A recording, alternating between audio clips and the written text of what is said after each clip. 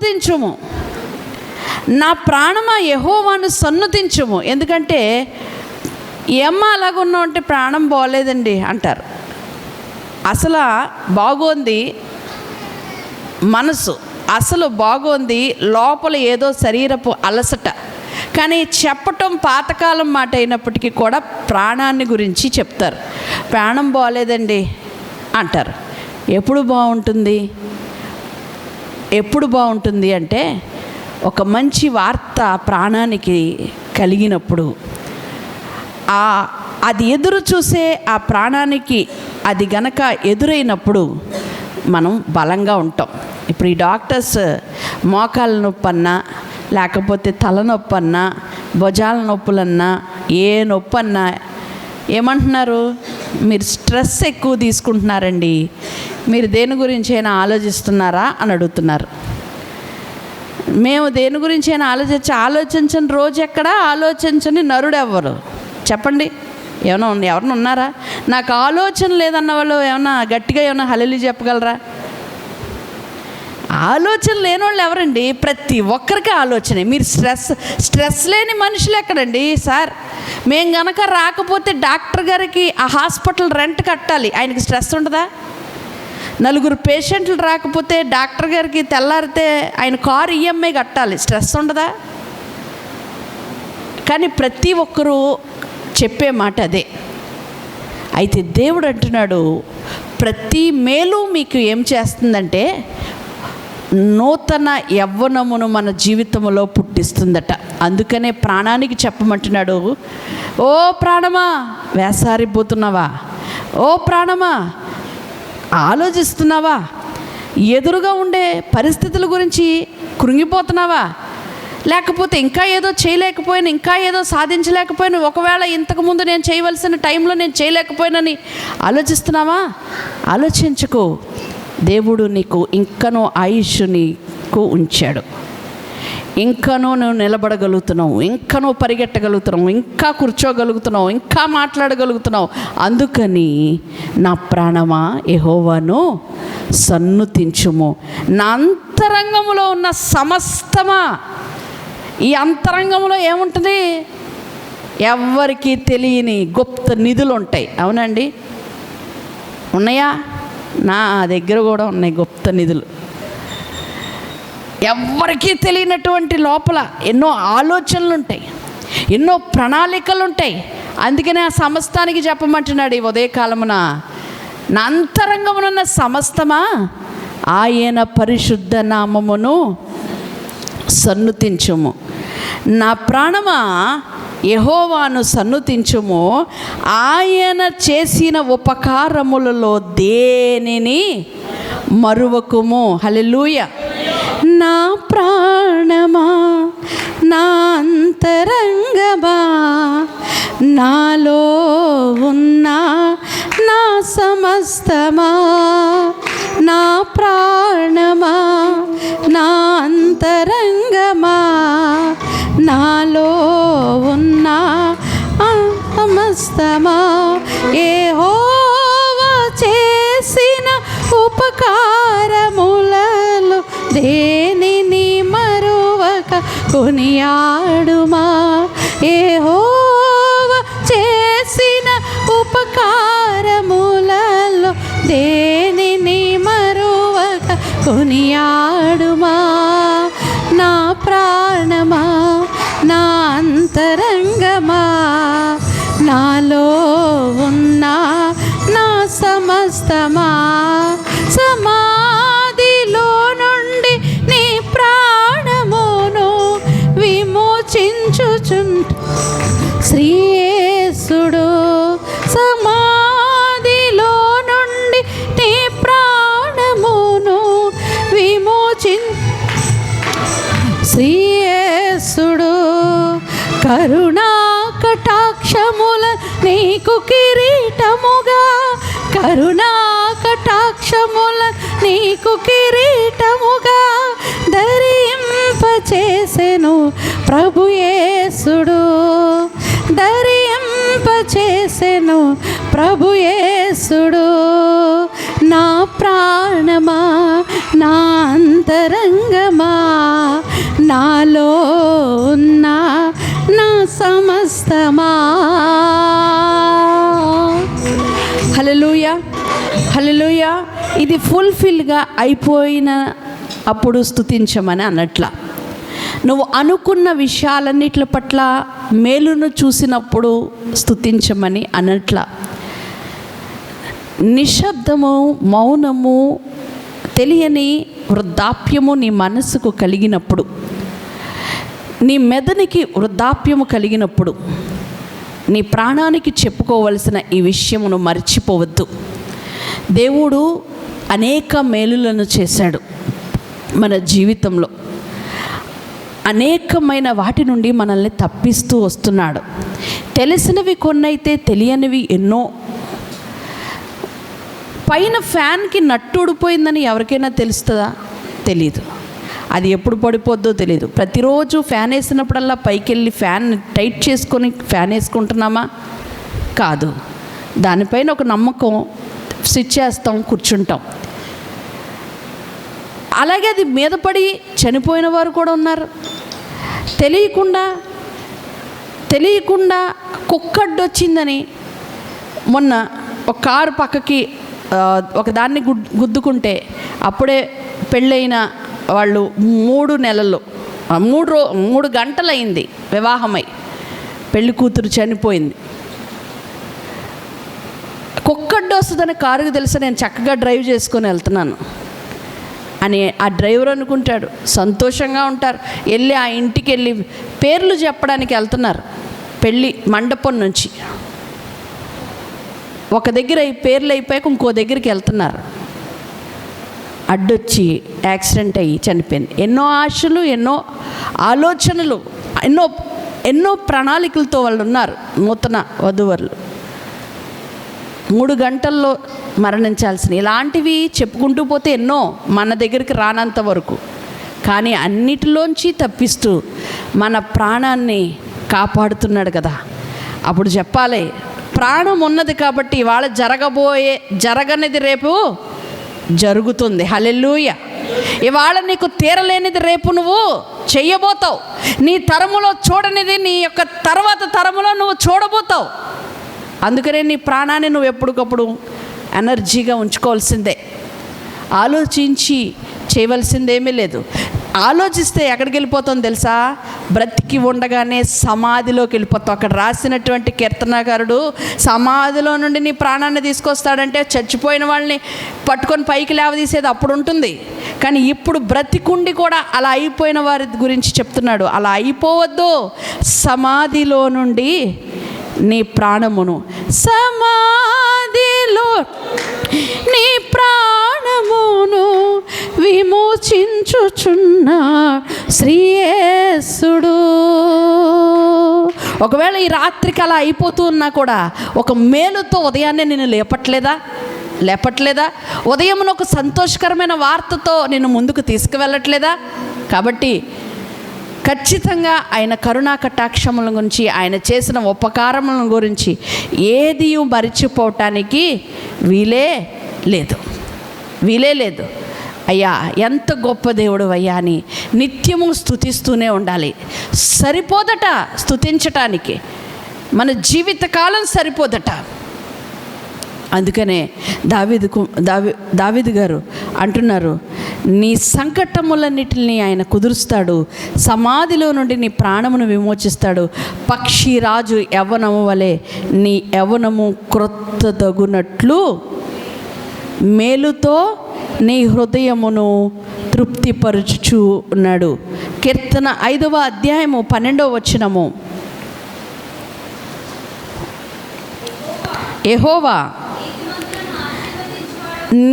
నీతిమంతులను ఆశీర్వదించువాడవు నీవే, కేడముతో కప్పునట్లు నీవు వారిని దయతో కప్పెదవు. దేవునికి కావలసింది ఏంటో తెలుసా? ఆయనకి ఏమీ అవసరంలా. ఆయన చేసిన ఉపకారములను గురించి స్తుతించే ముందు మనలో ఉండవలసింది కపటం, నటన 2 ఉండకూడదు, అంతే. ఆ రెండు లేనప్పుడు దేవుని దగ్గర మనం నీతిమంతులమే, దేవుని దగ్గర మనం పరిశుద్ధులమే. కపటం ఉండకూడదు, మోసం ఉండకూడదు. మోసపూరితమైన మాట తీరు ఉండకూడదు. ఎవరు నీ వల్ల బాధపడకూడదు. నటన అనేది దేవునికి అసలు ఇష్టం లేని పని. నువ్వు ఏది చేసినా పర్ఫెక్ట్గా చేయి. నువ్వు ఏది చేసినా ఖచ్చితంగా ఉండు. పేతురు చేపలు పడుతూ ఉన్నాడు. 10 నిమిషాలు బట్టి ఊరుకున్నాడా? రాత్రంతయు శ్రమపడ్డారు. ఓ పావు గంట పని చేసి ఊరుకున్నాడా? ఒక గంట సేపు చేసి ఊరుకున్నాడా? రాత్రంతయు. అది ఎవరు చూశారో తెలుసా? దేవుడు చూశాడు. వీళ్ళు ఇంత శ్రమపడి వాళ్ళు అంత పని చేశారు అని అంటే రేపు ప్రొద్దుట వీళ్ళు నా వెనక వెంబడించవలసిన వాళ్ళు, వీళ్ళు నా గొర్రెలను మేసేవాళ్ళు, వీళ్ళు ఖచ్చితంగా పని చేస్తారు. సోమరితనం ఉండలేదు పేతురులో, నటన లేదు, పనిలో ఖచ్చితం ఉంది. రాత్రంతా శ్రమపడ్డాడు. ఆ శ్రమను గుర్తెరిగిన వాడు దేవుడే. మరలా ఒకసారి ప్రత్యక్షమయ్యాడు. ఎప్పుడు తెలుసా? యేసు ప్రభుల వారు వెళ్ళిపోయిన తర్వాత పేతురు ఏం చేశారు తెలుసా? మళ్ళా చేపలు పట్టుకోవడానికి వెళ్ళిపోయాడు. ఇన్ని రోజులు నాతో వెంబడించయ్యా, నన్ను వెంబడించు అని అన్నప్పుడు ఇక మీరు వలలు వదిలేసి పరిగెట్టుకుంటూ వచ్చారు కదా. ఆయన ఉన్నంత కాలము ఆయన వెంట పరిగెట్టారు కదా. యోహాను సువార్త 21వ అధ్యాయము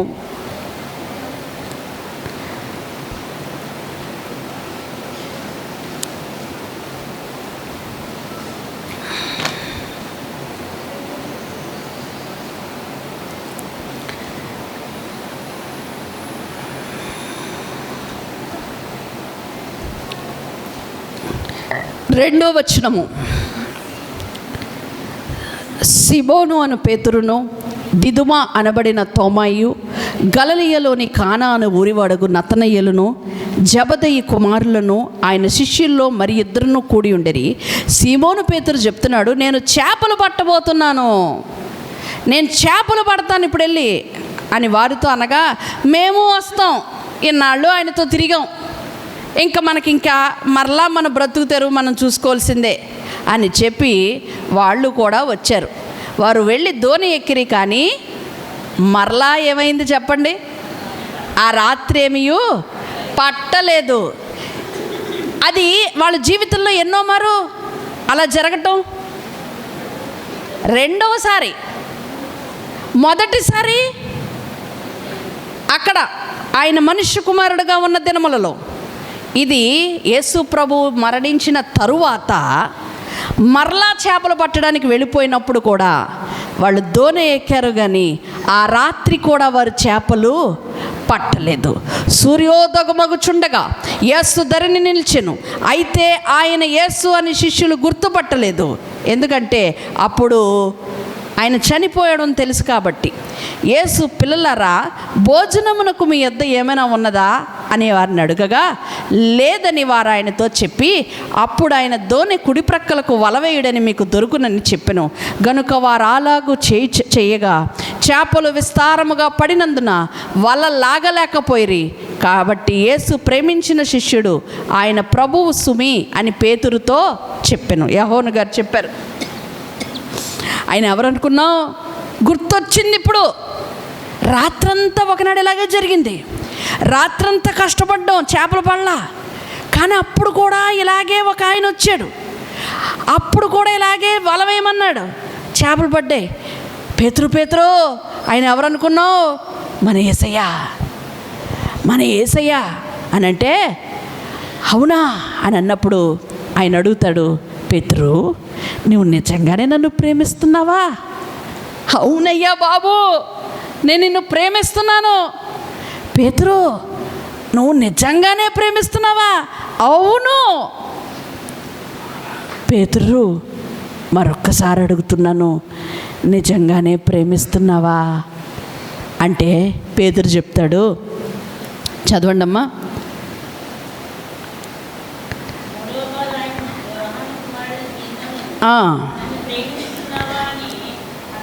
అడిగాను, మూడవసారి అడిగాను. అప్పుడు వ్యసనపడి, అంటే ఇక వ్యసనపడిపోయి, ఏంటయ్యా నువ్వు సమస్తం ఎరగలేదా, నా అంతరంగం తెలియదా నీకు, నిన్ను ప్రేమించుచున్నానని నీవే ఎరుగుదువు కదయ్యా అని అంటే, నా గొర్రెలను మేపుము. నీవు యవనుడివై ఉండినప్పుడు నీ అంతట నీవే నడుము కట్టుకుని నీకిష్టమైన చోటికి వెళ్ళుచుంటివే. నీవు ముసలివాడవైనప్పుడు నీ చేతులు నీవు చాచుదువు, వేరొకడు నీ నడుము కట్టి నీకిష్టము కాని చోటికి నిన్ను మోసుకొని పోవునని నీతో నిశ్చయముగా చెప్పుచున్నాను. నేను మరణం గురించి ప్రవచిస్తాడు అక్కడ పేతురు, మరణం చివరి రోజుల గురించి. కానీ ఈ మధ్యలో నువ్వు నా గొర్రెలను మేపు. నీకు ఆయన దగ్గర కావలసింది ఏంటి అంటే, కపటము నటన లేని ఏ పనైనా నువ్వు చేయి, దేవుడు నిన్ను వాడుకుంటాడు. హల్లెలూయా. ఆ రెండు కూడా నీ హృదయానికి తావివ్వద్దు. ఆ రెండు ఎప్పుడైతే నీ పనిలో లేవో, నువ్వు ఎక్కడ కష్టపడుతున్నా, ఎక్కడ ఉన్నా కూడా ఆయన నిన్ను వాడుకోవడానికి ఖచ్చితంగా నిన్ను తీసుకుంటాడు. ఆయన గమనించేది అదే. రక్షణ అందరం పొందుతాం. ఆ తర్వాత నువ్వేం చేసున్నావు? నీ మాటలో దోషం ఉండకూడదు, నీ మాటలో 2 రకాలు ఉండకూడదు, నీ ప్రవర్తనలో 2 రకాల ఆలోచనలు ఉండకూడదు. నువ్వు దేవునిని పరిపూర్ణంగానే స్తుతించాలి. దేవుడిచ్చిన ప్రతి దానిని, ఆయన చేసిన మేలును నువ్వు స్తుతిస్తూనే ఉండాలి. నీ లోపల ఎవరి పట్ల పగ ఉండకూడదు, ప్రతీకారం ఉండకూడదు, కోపం ఉండకూడదు. ఇందులోని వేషధారపు ప్రేమ ఒలగబోస్తూ మాట్లాడి లోపల వాళ్ళ పట్ల కుట్ర కుతంత్రాలతో ఉండకూడదు. అటువంటి హృదయం నీలో ఉంటే, ఈ గొప్ప రక్షణ నాకిచ్చినందుకు నేనేమి చెల్లింతును, ఈ గొప్ప రక్షణ నాకిచ్చినందుకు నేనేమి చెల్లింతును. కపట నటనాలు లేనాటి హృదయాన్ని నీకిచ్చిన చాలునా, కపట నటనాలు లేనాటి హృదయాన్ని నీకిచ్చిన చాలునా. వేలాది దూడలనా, వేలాది పొట్టేళ్ళనా, ఏడాది దూడలనా, వేలాది పొట్టేళ్ళనా,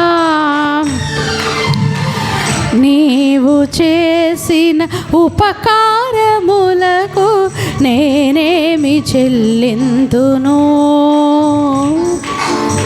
నీవు చేసిన ఉపకారములకు నేనేమి చెల్లింతును. హల్లెలూయా, హల్లెలూయా. నువ్వు ఎన్ని ఇవ్వు, ఆయనకు అవసరమే లేదు. ఆయనకు అటువంటి కల్మషము లేనటువంటి ఆ హృదయాన్ని దేవుని కొరకు ఎప్పుడైతే నువ్వు ఆయనకి ఇవ్వాలనుకుంటావో, అదే ఆయనకు కావలసినటువంటి ఇంపైన సువాసన. ఇంపైన సువాసన. ఆ పేతురు యోహాన్ని ఎక్కడ విడిచిపెట్టలేదు. ఆయన అనేక మార్లు గెత్సెమనే తోటలో ఉన్నప్పుడు కూడా అపోస్తలులందరూ పనిచేశారు. కానీ పేతురును బట్టి దేవుడు ఎందుకో తెలీదు అనేక మార్లు, చూడండి, అల్లరి చేసేవాళ్ళు నచ్చుతూ ఉంటారు. ఒక్కోసారి నాకు నేను స్కూల్ దినాల్లో కూడా బాగా అల్లరి చేస్తారు. కానీ ఎందుకో కానీ ఆ వాళ్ళంటేనే 10 సార్లు పిలుస్తా, ఒరే వాటర్ దే, ఒరే అది డస్టర్తో డేట్ మార్చు, ఇలాంటివన్నీ వాడికే ఎక్కువ చెప్తూ ఉంటా. అందరూ అంటారు, ఒరే అంత చదువుకుని ఫస్ట్ క్లాస్ వస్తుంది, వాళ్ళని పిలవదు మిస్, అస్తమానం ఆడనే పిలుస్తా అంటే ఆడికి ఏదో ఒకటి పని చెప్తూ ఉంటే అల్లరి మానేస్తాడని. అంతే కదండి, అల్లరి మానేస్తాడని. అరే నువ్వు ఇట్రా, వీళ్ళందరినీ నువ్వు లీడర్వే అని అంటాను. కాసేపు నేమ్స్ ఎక్కించి అంటాను. వాడు ఎవరైనా కనుక అల్లరి చేసినా, వాళ్ళ నోటి మీద నుంచి వేలు తీసినా వాడి పేర్లు ఎక్కించరా అని అంటే అల్లరి చేసినవాడు కాముగా ఉంటాడని. అంతేనంటారా? అలాగా దేవుడికి కూడా పేతురు ఎందుకో కానీ ఇష్టం. అనేక మార్లు తుండ్ర పనులు చేసిన పాపం ఆయన సిలువలోకి ఎక్కినప్పుడు నువ్వు ఇలా అన్నావు కానీ ఎవరయ్యా నిన్ను చంపేది ఎవరయ్యా అని అంటున్నావు, కానీ నువ్వు 3 సార్లు చెప్తావు ఆయన ఎవరో నాకు తెలియదని. నేనా అని అన్నాడు. అన్నాడా లేదండి? దుడుకు పేతురు అన్నాడా లేదా? అంటే ఆయన శిష్యుల్లో అల్లరివాడు అన్నమాట పేతురు. అదే పేతురుని మొదటిసారి అలాగే పిలిచాడు. యేసయ్య వెళ్ళిపోగానే ఏమంటాడు? మరి ఏం చేస్తారు, 2 చేపలు పట్టుకుందాం అన్నాడు. మళ్ళీను అన్నాడా లేదా ఆయన అని అంటే మళ్ళీ ఆయన వచ్చేసాడు. ఎక్కడి నుంచి వచ్చేసాడు చెప్పండి? ఆత్మస్వరూపి వచ్చాడు. అమ్మో చేపలు, దేవుడు వచ్చేస్తాడండి అలాగా. ఆయనకు కావలసినప్పుడు ఆయనకు కావలసిన వారి గురించి అలాగే మాట్లాడతాడైనా. అలాగా పిలిచినప్పుడు పేతురు యోహానులు ఒకనాడు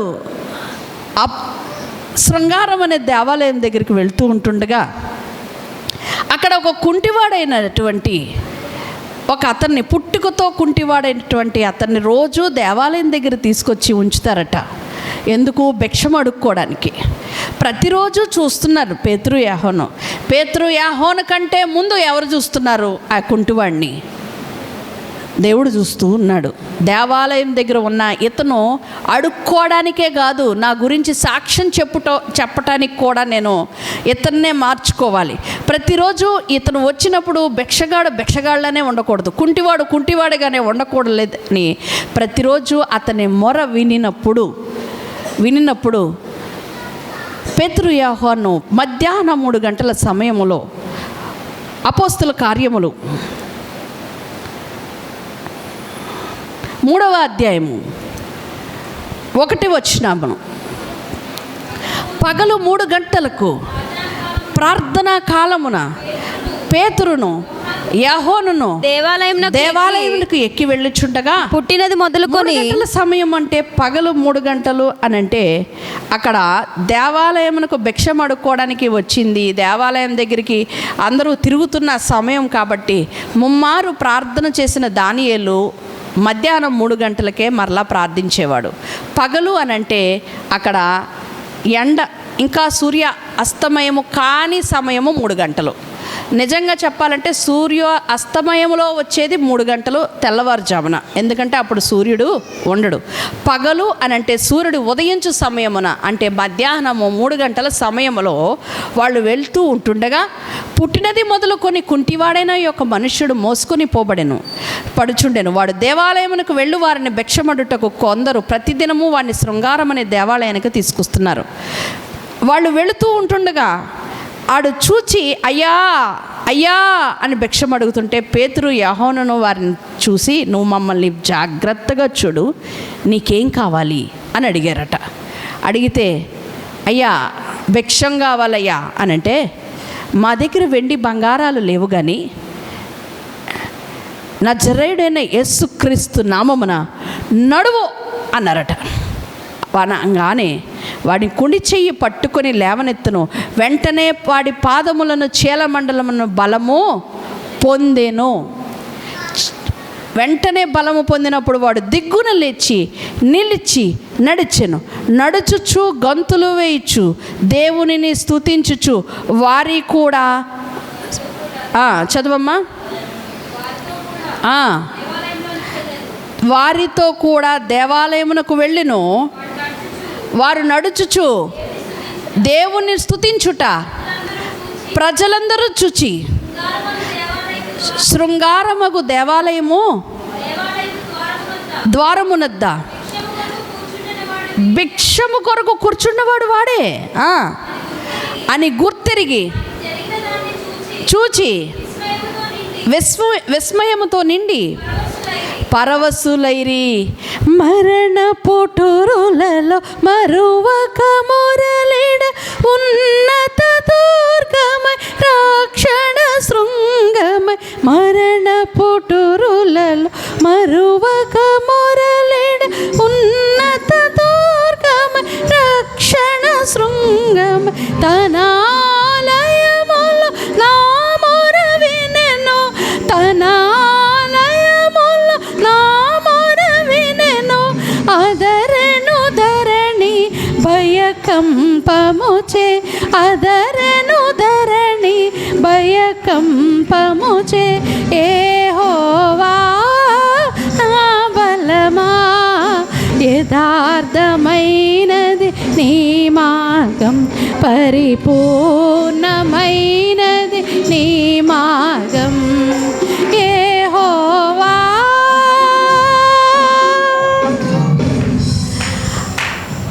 ఆ శృంగారం అనే దేవాలయంలో నుండి ఆ మొరను ఎవరు విన్నారు అనంటే దేవాది దేవుడు మొదట విన్నాడు. పేతురు యాహోను అన్నాడు, ఇక నుండి నన్ను వెంబడించండి అని అన్నప్పుడు, నా గొర్రెలను మేపండి అని అన్నప్పుడు దేవుడు వారి ద్వారా సూచక క్రియలు చేయించటం మొదలుపెట్టాడు. వారి ద్వారా స్వస్థతలు చేయించటం మొదలుపెట్టాడు. అద్భుత కార్యాలు చేయించడం మొదలుపెట్టాడు. వారికి నేర్పింది దేవుడు ఏంటో తెలుసా? ఏం నేర్పాడండి? ఓనాడు గెత్సెమనే తోటలోకి వెళ్ళిన తర్వాత ఏం నేర్పించాడు ఆయన వారికి? గట్టిగా చెప్తాం. ఏం నేర్పించాడు? ప్రార్థన నేర్పించాడు. మీరు శోధనలో ప్రవేశించకుండా మెలకువ కలిగి ఎడతెగక ప్రార్థన చేయడి. వారు 3 గంటల సమయంలో ప్రార్థనా కాలానికి వెళ్తూ ఉంటుండగా ఆ భిక్షగాడిని, ఆ కుంటివాడిని, వాడి జీవితము ఎందుకు పనికిరాదు అని అన్నవాడిని దేవుడు వాడి చేత అనేకులను ఆకర్షించుకున్న వారు సాక్ష్యం ఇస్తున్నారు. వాళ్ళందరూ ఎవరి ద్వారా ఇది జరిగింది అని అడుగుతున్నారు. మర్చిపోయారు వాళ్ళు యేసు ప్రభువుని. ఎందుకంటే ఆయన వెళ్ళిపోయారు కదా, ఆయన ఇంకా సిలువ వేయబడ్డాడు కదా, ఇంకే భూమి మీద ఎలాంటి కార్యాలు మేము చూడలే అని కామ్గా ఉన్న దినాలవి. అందుకనే వారందరూ చూసి ఆశ్చర్యపోతున్నారు. కుంటివాడు నిన్న మొన్న చూసాము, నడుస్తున్నాడు, పరిగెడుతున్నాడు, ఏంటి నాట్యం చేస్తున్నాడు, ఏంటి స్తుతిస్తున్నాడు అని వాళ్ళందరూ కూడా చూసి ఆశ్చర్యపోతున్నారు. ఆశ్చర్యపోతున్న వారితో వారు మాట్లాడిన ఒక మాట ఏంటంటే, అపోస్తుల కార్యములు 4వ అధ్యాయము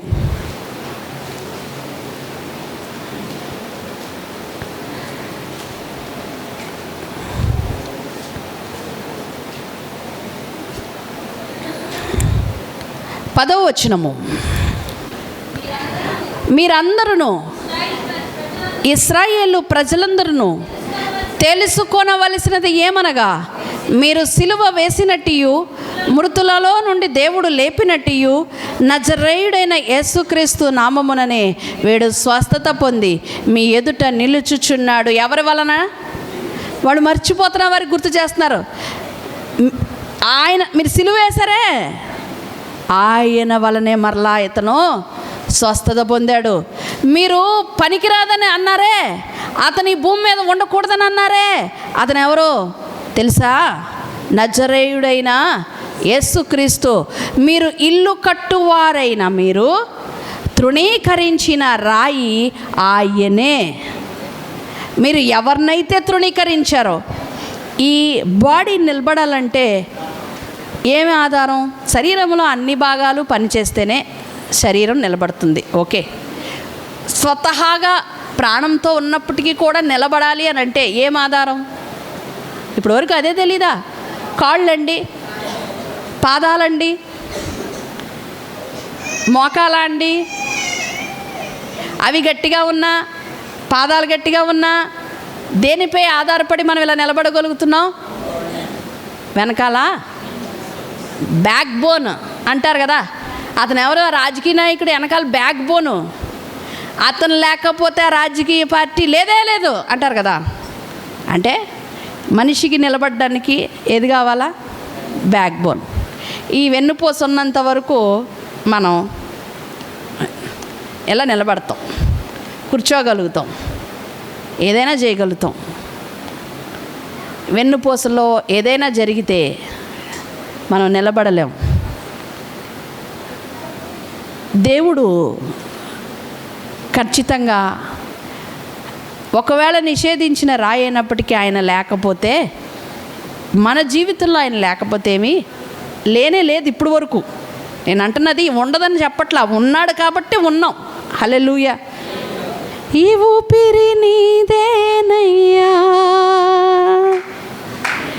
నీవిచ్చిన దానం నాకు, నా ఆశ నీవే, ఏంటి కొంతమంది ఎలా చూస్తున్నారండి బాబు, ఎలాగొకళ్ళు ఏమో నీకు జరుగుతుందేమో, నాకు జరగట్లేదు ఏమో అలాగున్నారా? అయ్యే బాబోయ్, ఉదయాన్నే మన బిడ్డలను మనం చూస్తున్నాం, మన పిల్లలు మన కంటి ముందున్నారు, అది మేలు కదా? రాత్రికాలం గువ్వలు గూటికి చేరినట్లు కుటుంబం అంతా ఒక చోట నిద్రపోతున్నాం, అది మేలు కదా? కదా? మేలుతో పరచినాడు,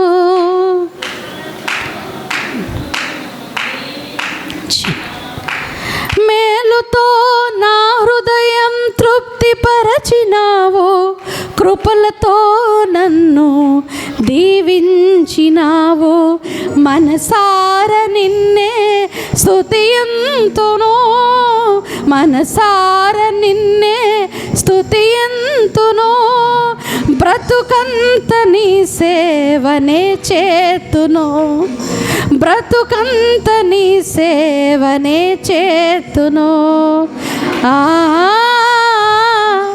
ఆ ఆ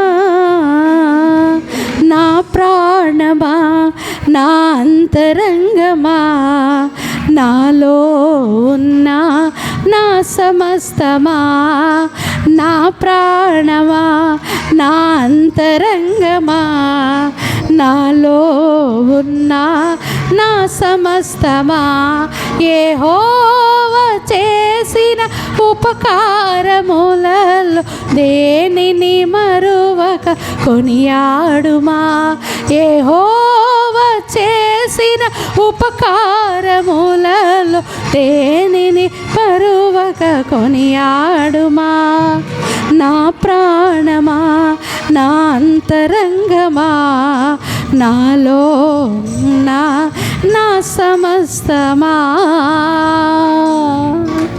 నాతో కలిసి వాక్య భాగాన్ని మనందరం చెప్దాం. నా ప్రాణమా యెహోవాను సన్నుతించుము, నా అంతరంగమునున్న సమస్తమా ఆయన పరిశుద్ధ నామమును సన్నుతించుము.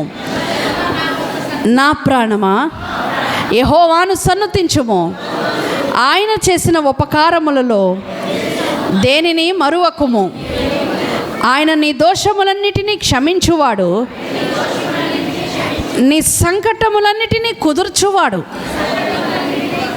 మరణమును కీడును నీ ఎదుట ఉంచి ఉన్నాను, నీవు బ్రతికి విస్తరించున్నట్లు నీ దేవుడైన యెహోవాను ప్రేమించి ఆయన మార్గములందు నడుచుకొని ఆయన ఆజ్ఞలను కట్టడలను విధులను ఆచరించుమని నేడు నేను నీకు ఆజ్ఞాపించుచున్నాను. అట్లు చేసిన ఎడల నీవు కొనుటకు ప్రవేశించు దేశంలో నీ దేవుడైన యెహోవా నిన్ను ఆశీర్వదించును. మంచి మాట అండి. ఆయన మాట్లాడుతున్న మాట ద్వితీయోపదేశకాండంలో అన్ని ఆశీర్వాదాల కొరకు ప్రత్యేకించి మాట్లాడటం జరుగుతూ ఉంటుంది. దీవెనలు ఎలా వస్తాయి, శాపం ఎలా వస్తుంది అనే సంగతుల గురించి ద్వితీయోపదేశకాండం తేటగా మాట్లాడుతుంది. అయితే ఇక్కడ ఆయన మాట్లాడుతున్న మాట, నేడు నేను జీవమును మేలును మరణమును కీడును నీ ఎదుట ఉంచి ఉన్నాను. నువ్వు జాగ్రత్తగా ఏది కావాలో దాని ప్రకారంగా నడుచుకో అని అంటున్నాడు. నేను చెప్పినటువంటి ఆజ్ఞలు, నేను ఇచ్చినటువంటి ఆజ్ఞలు, నేను చెప్పినటువంటి విధులు, నేను తలపోసినటువంటి కట్టడలు, నా శాసనాలు జాగ్రత్తగా నువ్వు వాటిని అవలంబించి నడుచుకున్నట్లయితే నీ దేశంలో నీ పట్టణంలో నువ్వు ఆశీర్వదించబడతావు. దేవుడు నీకు ఇచ్చినటువంటి జీవిత పరిధిలో ఆశీర్వదించబడతావు అని మాట్లాడటం జరుగుతూ ఉంది. ప్రియ సంగమా, జాగ్రత్తగా మనం ఆలోచించినప్పుడు మనకి కంటి ముందు అన్నీ ఉన్నాయి. అవ్వ ఆదాములు ఉన్నారు. మంచి చెడులు తెలియపరిచేటటువంటి వృక్షాన్ని చూపించాడు. రెండోది చూసినప్పుడు జీవవృక్ష ఫలాల చెట్లు కనపడుతూ వచ్చాయి.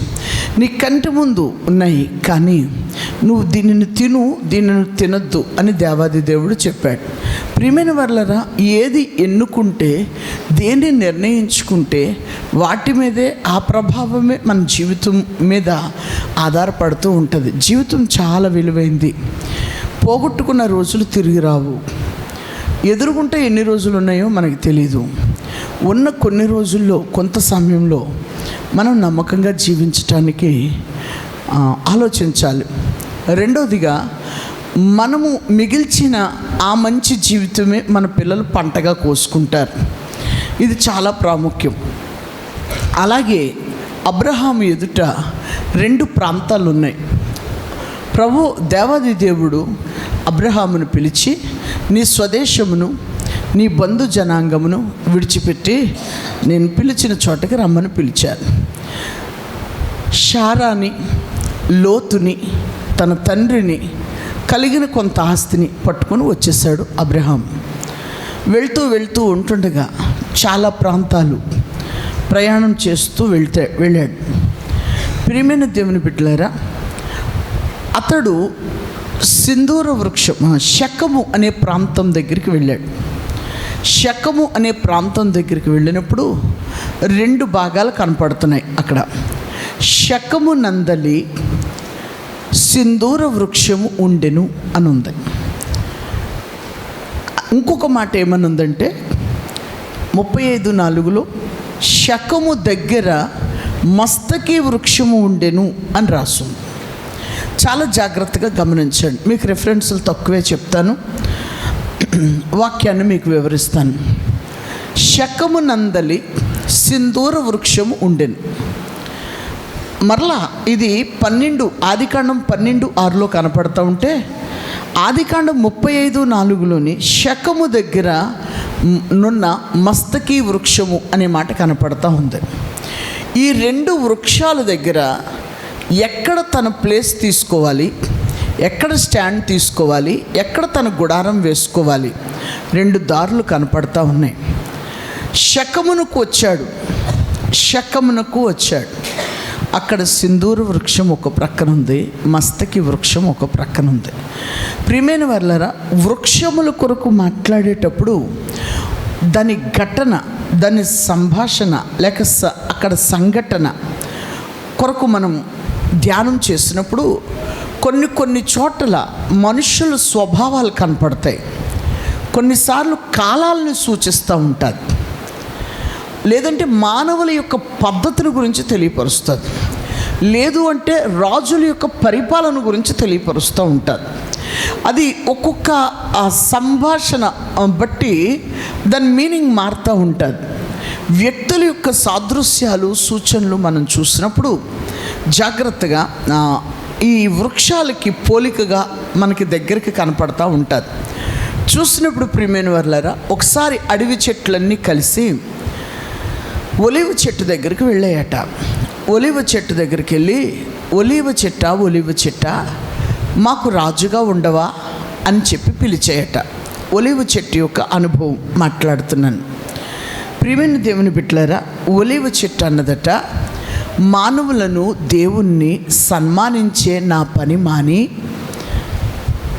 నేను అటు ఇటు ఊగిసలాడటానికి నీ వద్దకు వచ్చేదనా అని మాట్లాడింది. ప్రియమైన దేవుని బిడ్డలారా, జాగ్రత్తగా గమనించండి. ఈ వృక్షం యొక్క స్వభావం మనలో ఉండాలని దేవుడు కోరుకుంటూ ఉన్నాడు.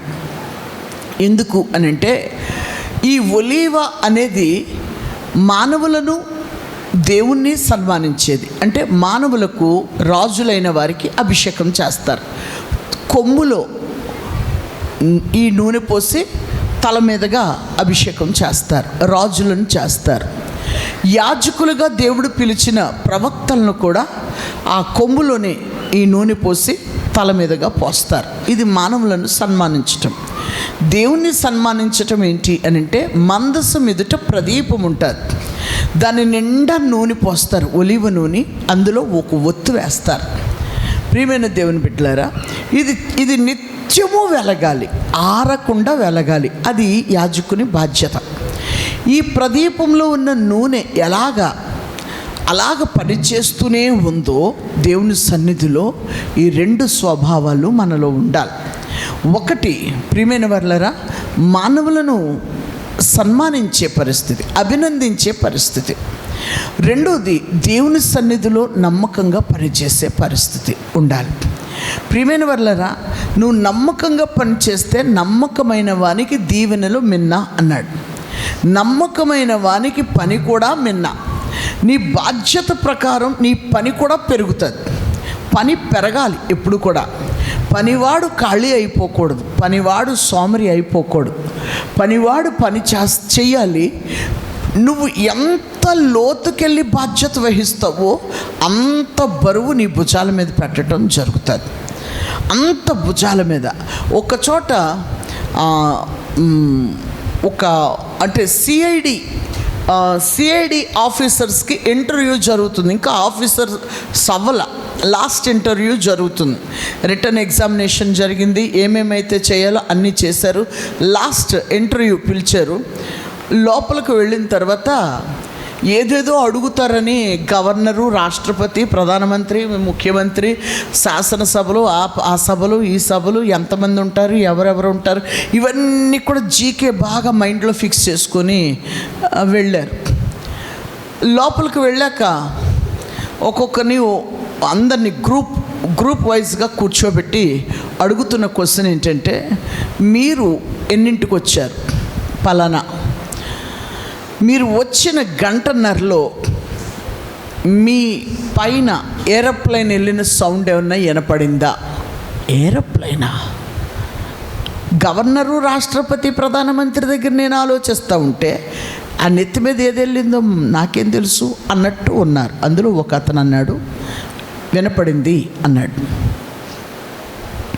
ఎన్నిసార్లు వినపడింది? 4 సార్లు వినపడింది.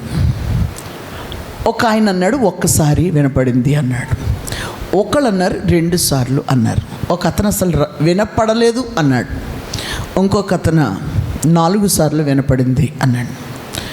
ఎన్నింటి నుంచి ఎన్నింటి వరకు ఆ సౌండ్ వినపడింది? ఏరోప్లేన్ అది దూరం వెళ్ళిపోయే కొద్దీ సౌండ్ తగ్గిపోతుంది. ఎలా చెప్పగలం? పక్కన ఉన్న వాళ్ళు అనుకుంటున్నారు. అతను చెప్తున్నాడు, ఈ టైం నుంచి ఈ టైం వరకు హై సౌండ్ ఎంతసేపు వచ్చింది, డౌన్ సౌండ్ ఎంతసేపు వచ్చింది. అసలు మీనింగ్లెస్ క్వశ్చన్స్ కదా ఇవి అనుకుంటున్నాడు ఒక అతను. కానీ ఇతను చెప్తున్నాడు, మీరు వచ్చిన కాంపౌండ్లో కుక్కలు ఏమైనా కనపడ్డాయా? కుక్కల గొడవ మాకెందుకు అనుకుంటున్నాడు ఒక అతను. ప్రియమైన వాళ్ళరా, కనపడ్డాయి. ఏ జాతికి చెందినవి? ఆల్సేషన్కి చెందినవి, పలానా ఏదో హస్కీ, ఏయో చెప్పారు, వరుస ఏయో చెప్పారు. అతను చెప్పాడు, ఎన్ని కుక్కలు కనపడ్డాయి? 22 పెద్ద కుక్కలు కనపడ్డాయి, 6 చిన్న కుక్క పిల్లలు కనపడ్డాయి. ఏంటి ఈ క్వశ్చన్లు ఏంటి అర్థం కావట్లేదు. మీరు ఎన్నింటికి వచ్చారు? పలానా. మీ తర్వాత ఎవరు వచ్చారు? పలానా. ఆ తర్వాత ఎవరు వచ్చారు? పలానా. ఆ తర్వాత ఎవరు వచ్చారు? పలానా. మీ మధ్యలోనికి వాచ్మ్యాన్ వచ్చాడా? వచ్చాడు. ఎన్నింటికి వచ్చాడు? పలానా. అసలు ఇవి క్వశ్చన్సేనా? అప్పుడు అతను అన్నాడు, నేను వేస్తున్న ఈ క్వశ్చన్స్ ప్రతి ఒక్కటి కూడా చీప్ ట్రిక్స్ కింద మీకు ఉన్నాయి కదా. ఒక సిఐడి అని అంటే ఒక పోలీస్ డిపార్ట్మెంట్ పైన అధికారి. ఆ పైన ఉంటారు సర్కిల్ ఇన్స్పెక్టర్, ఎస్ఐ, వీళ్ళందరూ ఉంటారు. ఆ పైన ఐజీ సెక్షన్, ఆ పైన అంటే ఇంకా మా వల్ల కాదు, ఈ కేసు మేము డీల్ చేయలేకపోతున్నామంటే ఖచ్చితంగా ఈ టీంని మేము దింపితే న్యాయం జరుగుతుంది అనుకునే టీం, లాస్ట్ వాడే టీం అది సిఐడి. ఈ సిఐడిలకి తల నిండా కళ్ళు ఉండాలి. ఎదర చూపు చూస్తుండగానే పక్క చూపు, ఈ పక్క చూపు, వెనక చూపు అన్నీ కూడా మైండ్లోనికి వెళ్ళిపోవాలి. అంత చురుకుగా పనిచేసినప్పుడే ఆ డిపార్ట్మెంట్కి న్యాయం జరుగుతుంది. అక్కడ ఉన్నటువంటి ఒక వ్యక్తిని సెలెక్ట్ చేయటం జరిగింది. ప్రియమైన దేవుని బిడ్డలారా, ఎందుకు ఈ మాట చెప్తున్నాను అని అంటే, ఒక డిపార్ట్మెంట్ సెలక్షన్లోనే ఇంత జాగ్రత్త వహిస్తున్నారే. ఈ రోజున నిత్యము నువ్వు వెలిగించబడే వ్యక్తివిగా ఉంటున్నావా, ఆరిపోయే వ్యక్తివిగా ఉంటున్నావా? ఒక పని దేవుని పనిలో నిలబడిన నీవు అత్యధికముగా విస్తరించాలి తప్ప ఆగిపోయే వ్యక్తివిగా ఉండకూడదు. ఏ పనిలో నువ్వు ఉంటే ఆ పనిలో విస్తరించాలి. ఏ పిలుపుకి దేవుడు పిలిచాడో ఆ పిలుపుకు తగినట్లుగా మనం నడుచుకోవాలి. ప్రియమైన దేవుని బిడ్డలారా, ఈ మధ్య కాలంలో క్రీస్తు ప్రసాద్ గారు దగ్గరికి వెళ్ళినప్పుడు నాకు ఎప్పటి నుంచో ప్రార్థన చేసుకుంటున్నాను. ఆ ప్రార్థనకి ఒక ఆధారం దొరికినట్లు అనిపించింది. నేను దేవునితో మాట్లాడుకుంటున్నాను. ఒక మాట ఏమని మాట్లాడుకుంటున్నానంటే, ప్రభువా, కాలం గడిచిపోతుంది, సమయం ఆసన్నమైపోతుంది, రోజులు దొర్లిపోతున్నాయి, ఆయుష్కాలం తరిగిపోతుంది. నన్ను ఒక పిలుపుకు పిలిచావు, నీ పని కొరకు పిలిచావు. ఆ పనిలో నన్ను ముందుకు వాడుకోవాలి. ఇదే పని అనుకొని నేను వాడబడుతున్నాను. సంఘ పరిచర్య, సంఘ బాధ్యతలు, కుటుంబ బాధ్యతలు, సంఘంలో ప్రతి ఒక్క విషయము నేను చేస్తున్నాను. చేయగలిగినంత వరకు నమ్మకంగానే చేస్తున్నాను. ఏది చేయలేకపోతున్నానో దానికి ప్రాధాన్యపడుతున్నాను. ఇంతవరకు చేస్తున్నాను. మీరు నాకు ఇంకా నేను చేయవలసిందేంటో కూర్చో, గుండు గారు కూర్చోండి. ప్రియమైన వాళ్ళారా, నేను చేయవలసిందేంటో మిగిలిపోయిందేమో నాకు తెలియపరచండి, నేను త్వరగా చేస్తాను. ఒకవేళ నేను పరలోకానికి వచ్చిన తర్వాత నువ్వు ఇది చేయలేదే అని నన్ను అడుగుతావేమో, నాకు తెలియదు ప్రభువా అని నేను అంటానేమో. అలాంటిది లేకుండా నా వంతుని ఏ పని ఉందో నాకు తెలియపరచండి ప్రభువా. నేను చేయవలసింది ఏదో చేయలేకపోతున్నానన్న బాధ ఉండిపోతుంది తండ్రి. నేను చెయ్యాలి. నా పని పెంచండి, నా పని పెంచండి ప్రభువా, నా పని పెంచండి. నేను నీ పని నిర్విరామంగా చేయాలి. ప్రియమైన వాళ్ళారా, ఉచితంగా చేయాలి. నా ఆశ ప్రభువా చెయ్యాలి అని నేను ప్రార్థన చేసుకుంటున్నాను. ఇది చాలా రోజుల నుంచి నా లోపల జరుగుతుంది. మాట్లాడుతున్నప్పుడు, సేవకుడితో మాట్లాడుతున్నప్పుడు ఒక విషయం బయటకు వచ్చింది. క్రీస్తు ప్రసాద్ గారు, రాజేష్ గారు, సియోను కుమార్ గారు, ప్రేమరాజు గారు, ఈ నలుగురు కలిపి ఒక టీంగా నిలబడి అనేక చోట్ల సువార్త ప్రకటిస్తున్నారు. వాక్యం తెలియనటువంటి స్థలాల్లో ఎక్కువ ప్రార్థన చేసి ఒక చోట పెడుతున్నారు. అందులో ఒకరు కన్వీనర్గా ఉంటున్నారు, మిగతా ముగ్గురు మిగతా కార్యక్రమాలు జరిగిస్తూ ఉన్నారు. ఈ నలుగురు కూడా ఖర్చు పెడుతున్నారు, కానీ ఈ నలుగురు కూడా కానుక తీసుకోకుండా ఆ 4 సంఘాల్లో పని చేసుకుంటున్నారు. వాళ్ళు ఈ సంఘానికి వచ్చినా, వీళ్ళు ఆ సంఘానికి వెళ్ళినా ఉచితంగా పరిచర్య చేస్తున్నారు. నాకు చాలా సంతోషం అనిపించింది. నేను అన్నాను, తమ్ముడు, నేను ఎప్పటి నుంచో ఇలాంటి పరిచర్య చేయాలని ఆశపడుతున్నాను, నన్ను మీ టీంలో జాయిన్ చేసుకోండి. లేడీ పనికిరాదు అని అంటే కనుక మీ వెనక నేను ప్రార్థన చేస్తాను. లేడీ జెంట్ అనే పని లేదు అని అంటే కనుక మీతో నేను పరుగు పెడతాను. నాలో అయితే ఓపిక లేదు, కానీ ప్రభు కొరకు పని చేయాలి. ఏ పిలుపుతో ఆయన పిలిచాడో ఆ పిలుపుకు తగినట్లుగా 100కు 100 పళ్ళు పని చేయాలి. నేను వీధి కోట నేను పెట్టుకుంటాను, మీకు నేను ఏమి ఇవ్వను. మీరు పెట్టుకున్నప్పుడు నన్ను పిలవండి, నాకు రూపాయి ఇవ్వద్దు. ఏజెన్సీ ప్రాంతాల్లోనికి, లోపల ప్రాంతాల్లోనికి బట్టలు లేని వారు కూడా ఆయా ప్రాంతాల్లో పిచ్చి పిచ్చి తిండ్లు తింటూ బ్రతుకుతున్న వారు ఉన్నారు. వాళ్ళందరి మధ్యన పరిచర్య చేద్దాం తమ్ముడు, నేను వస్తాను, నన్ను పిలవండి అని చెప్పాను. ప్రియమైన వాళ్ళారా, ఈ మాట విన్నాక ఒకరిద్దరు అన్నారు, ఓపిక లేదు కదా, ఎలా వెళ్ళగలవు, ఇప్పటికే రెస్ట్ ఉండట్లేదు కదా, నిలబడితే ఒక్క నిమిషం నిలబడలేకపోతున్నావు కదా అని అంటే, నీతిమంతులు వృద్ధాప్యమందు చిగురిస్తారు.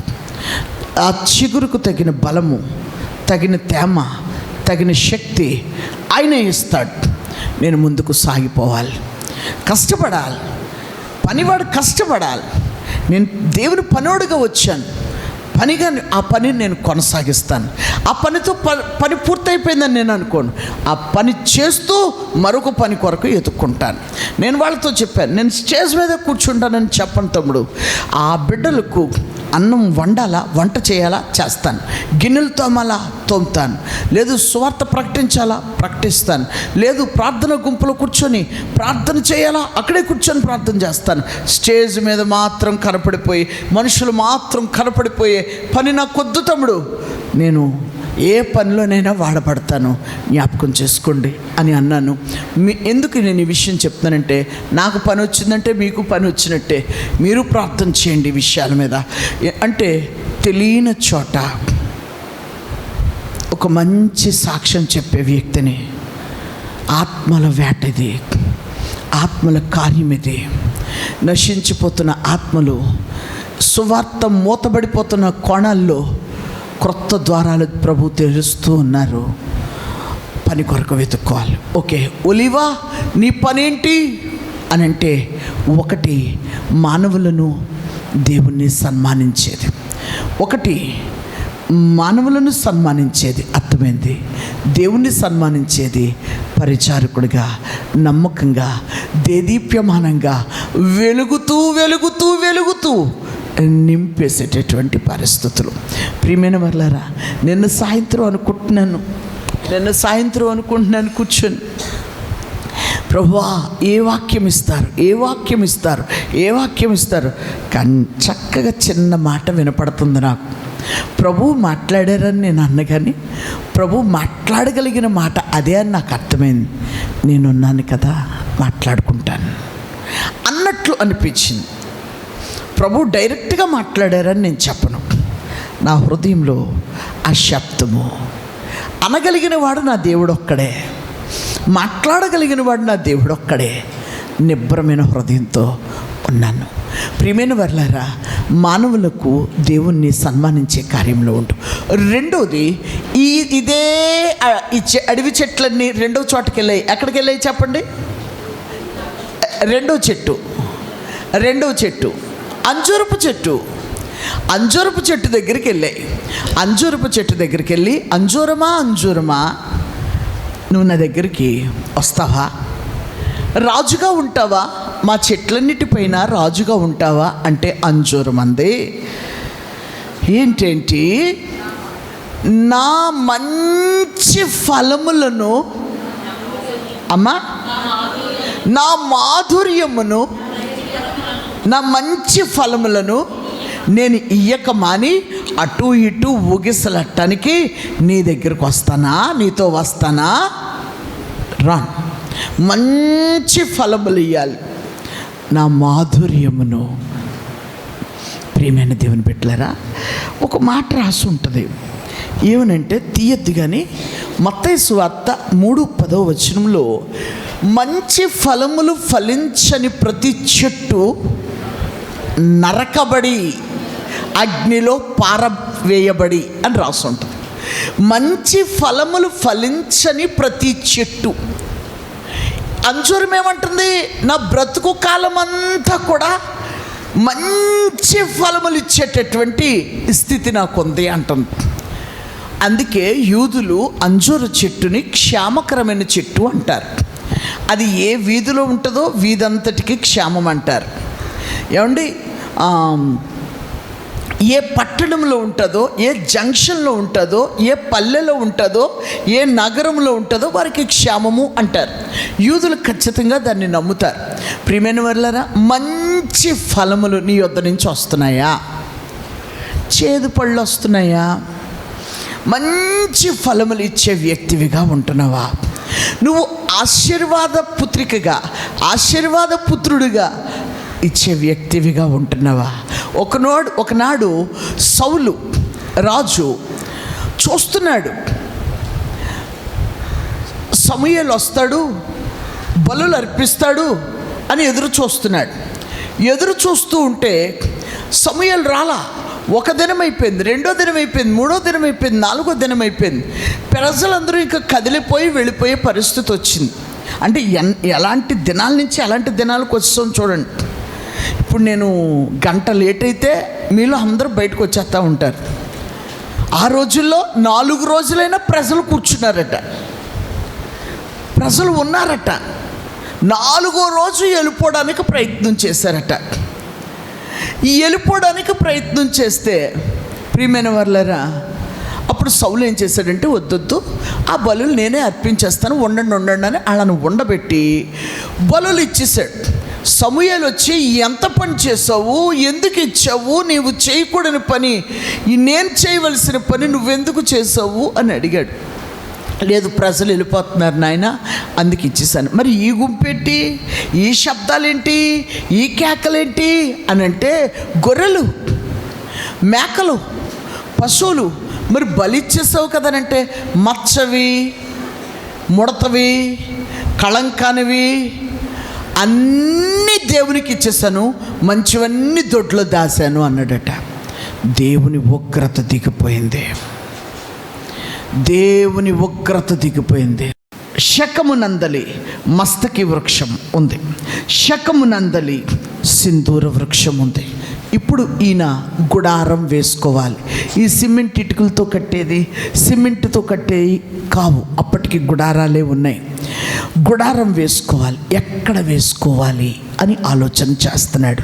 ప్రియమైన వాళ్ళరా, అప్పటికి మస్తకి వృక్షపు అనుభవాలు అబ్రహాముకు తెలియదు, సింధూర వృక్షపు అనుభవాలు అబ్రహాముకు తెలియదు. జాగ్రత్తగా గమనిస్తే ఈ మస్తకి వృక్షపు యొక్క అలవాట్లు తర్వాత మనం చూస్తాము. ఆ మస్తకి వృక్షం యొక్క ఆ జీవిత పరిమితి ఏంటి అనంటే, ఇది సాతానికి సూచన, ఇది లోకానికి సూచన, శాపానికి సూచన. దీని దగ్గరికి మనం చేరకూడదు, మస్తకి వృక్షం దగ్గరికి చేరకూడదు. ఇది తర్వాత అనుభవాల్లో, రాజుల గ్రంథాల్లో, ఆయా గ్రంథాల్లో కనపడుతూ వచ్చింది. ఆది కాండంలో ఉన్న అబ్రహాముకి ఎలా తెలుస్తుంది? ఒక దగ్గర చెడితేనే కదా ఇది మంచిది, ఇది చెడది అని మనకు తెలుస్తూ ఉంటుంది. ఓ దగ్గర మంచి కార్యం జరిగితేనే కదా తెలుస్తుంది. అనుభవాలు లేవు, అంతకుముందు పితరులు ఎవరు ఆ అనుభవాలు తెలియపరచలేదు. ఎక్కడ గుడారం వేసుకోవాలో తెలీదు, ఆలోచిస్తూ ఉన్నాడు. మస్తకి వృక్ష అనుభవాలు ఏంటి అని అంటే, మీకు తెలుసు, సిసెరా మీకు తెలుసు, 900 ఇనప రథాలు కలిగి ఉన్నటువంటి సిసెరా ఏమండి, రథాలు గల్లంతు అయిపోయిన తర్వాత దరిదాపు 20 సంవత్సరాలు ఇశ్రాయేలీల్ని ఏడిపిస్తూ ఉన్నాడు. యుద్ధానికి వచ్చిన తర్వాత ఈ 900 ఇనప రథాలు గల్లంతు అయిపోయిన తర్వాత ఇతడు ఏం చేశాడో తెలుసా? పరిగెత్తుకుని వెళ్ళి మస్తకి వృక్షము క్రింద ఉన్న గుడారము క్రింద నిద్రపోయెను అని రాస్తుంది, విశ్రాంతి తీసుకొనెను అని రాస్తుంది. వెంటనే ఏం జరిగిందో తెలుసా? ఒక పెద్ద మేకు తీసుకొచ్చి కణతలో పెట్టి కొట్టారు, ఒకే ఒక దెబ్బ, చచ్చిపోయాడు. మస్తకి వృక్షం క్రింద ఏముంది అంటే, విశ్రాంతి దొరుకుతుంది అని అనిపిస్తుంది, కానీ తొదుకు మరణానికి అప్పగిస్తుంది. ఆనందం అనిపిస్తుంది కానీ తొదుకు మరణానికి అప్పగిస్తుంది. ప్రియమైన వాళ్ళారా, ఆ స్వేచ్ఛగా దొరికింది అని అనిపిస్తుంది కానీ తర్వాత సిగ్గు తీసేసే పరిస్థితికి అప్పగిస్తుంది. మస్తకి వృక్షపు అనుభవాలు ఇవి. ప్రియమైన దేవుని బిడ్డలారా, రెండోది చూసినప్పుడు శకము మీద నిలవబడి ఉంటుండగా, యుద్ధం జరుగుతూ ఉంటుండగా, మస్తకి వృక్షపు మార్గము ఏర్పడిందో అని ప్రజలు కలవరంతో చెప్పారు. ఏం పర్వాలేదు, పదండి ఆ మస్తకి వృక్షం క్రిందే నిలబడదాము అనుకున్నారు. నిలబడ్డారు. నిలబడిన తర్వాత పైనుంచి ఆ శకము గోపురం మీద నుంచి తిరగటి రాయి ఒకటి ఆ మస్తకి వృక్షం మీద వేసేశారు. మరణం. మస్తకి వృక్షం చాటున విశ్రాంతి తీసుకుందామన్నా, ఆ అక్కడ నిలబడదామన్నా అవకాశం లేదు. మరణం. ప్రియమైన దేవుని బిడ్డలారా, అంతేకాదు ప్రియమైన దేవుని బిడ్డలారా, దైవజనుడు మస్తకి వృక్షము క్రింద నిలిచి ఉన్నప్పుడు అక్కడ శాపం అనేది వచ్చినట్లుగా కనపడుతుంది.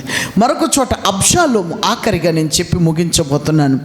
అబ్షాలోము ప్రియమైన వర్లరా మస్తకి వృక్షం ప్రక్క నుంచి వెళ్ళిపోతూ ఉన్నప్పుడు, గాడిద మీద ఎక్కి వెళ్ళిపోతూ ఉన్నప్పుడు ఆ మస్తకి వృక్షపు ఆ కొమ్మలు అతని తలను పట్టుకొని ఏలాడదీసేసాక గాడిద వదిలి వెళ్ళిపోయింది. ప్రియమైన దేవుని బిడ్డలారా, అతడు ఎక్కింది బాగలేదు, అతన్ని పట్టుకున్నది బాగోలేదు, అతను తీసుకున్న నిర్ణయము బాగోలేదు. ప్రియమైన దేవుని బిడ్డలారా, ఎప్పుడు కూడా తల్లిదండ్రుల మీద విధేయులై బ్రతకాలి తప్ప వంగి బ్రతకాలి. వాళ్ళ ఆలోచనలు గమనిస్తూ బ్రతకాలి, వాళ్ళ మీద ఇష్టంతో బ్రతకాలి. వాళ్ళు దీర్ఘాయుష్మంతులు అవుతారు, బహుగా ఆశీర్వదించబడతారు. పిచ్చి తల్లైనా పిచ్చి తండ్రి అయినా నా తండ్రి నా తల్లి అనే ఒక నమ్మకమైన స్వభావం ఉండాలి. తండ్రి అయిన దావీదు మీదకి తిరుగుబాటుగా వెళ్ళిపోతూ వచ్చాడు. మస్తకి వృక్షం పక్క నుంచి వెళ్తున్నాడు, అది కొమ్మలతో జుట్టు పట్టుకుంది, అందమైన జుట్టును పట్టుకుంది. తులం ఎంత చొప్పున అమ్ముతున్నారు. అబ్షాలోము తల, అంత అందమైన తలను పట్టుకొని ఏలాడదీసేసింది. లోయ పడితే లోయ, కొమ్మ విరిగిపోతే లోయ. కానీ అక్కడున్నా చచ్చిపోతాడు, ఇక్కడున్నా చచ్చిపోతాడు. ఇప్పుడు బాణాలు వేసి నన్ను చంపేయండి అని అంటున్నాడు. రక్షించటానికి ఆ మస్తకి వృక్షం ఎక్కి, ఆ చెట్టు ఎక్కి అతన్ని కాపాడటానికి మస్తకి వృక్షం ఆధారం ఇవ్వదు. ఎక్కిన వారు సైతం కూడా పడిపోతారు. రక్షించటానికి ఆధారం ఇవ్వదు. ప్రియమైన వాళ్ళరా, మస్తకి వృక్షము పాపము, శాపము, లోకము. ప్రియమైన దేవుని సంగమా, పేరు చెప్పను కానీ ఒక దైవజనుడు ఉన్నారు. ఆ దైవజనుడు ఎక్కడికొచ్చి ప్రార్థన చేసినా అద్భుతాలు జరుగుతాయి. వేల మంది కాదు, లక్షల మంది ప్రజలు వస్తారు. మన నగరాల్లోని హైదరాబాద్ పట్టణాల్లో కూడా ఆయనకి అవకాశం ఇవ్వరు. 10 సంవత్సరాలైనా కూడా అవకాశం ఇవ్వరు. ఎందుకంటే చాలా జనాన్ని ఫేస్ చేయాలి, చాలా డిపార్ట్మెంట్ని అదుపులోకి తీసుకోవడానికి గవర్నమెంట్ వాళ్ళు చాలా ఎక్కువ చేయాలి.